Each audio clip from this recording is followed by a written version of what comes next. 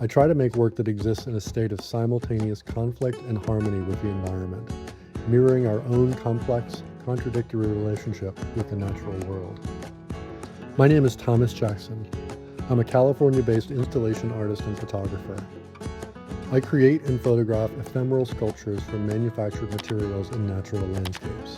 Plein-air installation art is my way of communing with nature.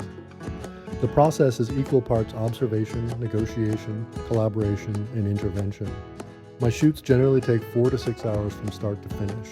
During that time, I immerse myself in the landscape and the forces acting upon it. Shifting sunlight, wind direction, and changing weather. I encounter wildlife. Yet despite this state of attunement, I'm also keenly aware that I'm an intruder of sorts, an interventionist. A Soli Luna immersion in Peru's Sacred Valley was an ideal way to continue exploring these themes. During my time there, I immersed myself in local culture and Inca history while working within some of the most stunning landscapes I've ever encountered. In a field of yellow flowers set against soaring Andean peaks, I made an installation from the colorful woven bags that Peruvian farmers use to bring potatoes, corn, and other crops to market. In the high-altitude marge-like landscape of Sanbor, I created a wind-driven installation from silk, its creation spectacularly interrupted by a sudden hailstorm.